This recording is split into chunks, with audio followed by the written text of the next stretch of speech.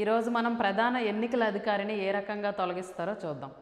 ప్రధాన ఎన్నికల అధికారిని ఆర్టికల్ 324 క్లాజ్ 5 ప్రకారం తొలగిస్తారు. అయితే సేమ్ సుప్రీంకోర్టు జడ్జిని ఏ రకంగా తొలగిస్తారో ఆ రకమైన పద్ధతిని ఇక్కడ ఫాలో అవుతారు.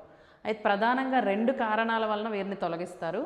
ఆ 2 కారణాలు ఏంటంటే, ఒకటి అసమర్థత, 2 దుష్ప్రవర్తన. ఈ రెండింటిలో ఏ కారణం ఉన్నా కానీ లోక్సభలో అయితే 100 మంది సభ్యులు లేదా రాజ్యసభ అయితే 50 మంది సభ్యులు వాళ్ళ యొక్క తీర్మానాన్ని సభాధ్యక్షులకి, స్పీకరు లేదా చైర్మన్కి సబ్మిట్ చేస్తారు.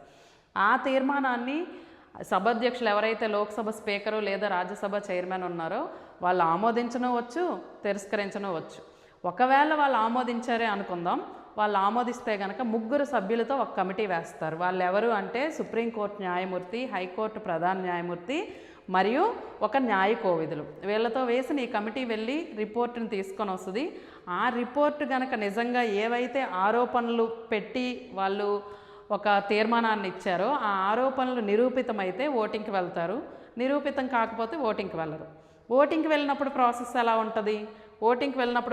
ఎలా ఉంటుంది? అంటే రాజ్యసభ మరియు లోక్సభ ప్రతి హౌస్లో ఏ హౌస్ కా హౌసు హాజరైన ఓటు వేసిన వాళ్ళలో 2/3 వంతు సభ్యులు ఆమోదం తెలియచేయాలి.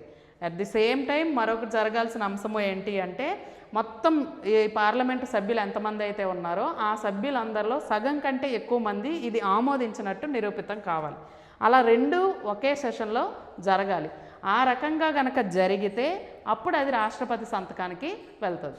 అలా రాష్ట్రపతి సంతకం అయిన తర్వాత ఎన్నికల ప్రధాన అధికారి తొలగించబడతారు. మన LTX IAS అకాడమీలో గ్రూప్ 1, గ్రూప్ 2 UPSCకి తెలుగు మీడియం క్లాసెస్ అందుబాటులో ఉన్నాయి. మీలో ఇంట్రెస్ట్ ఉన్న ప్రతి ఒక్కరూ ఈ కిందనున్న నెంబర్కి కాంటాక్ట్ చేయగలరు.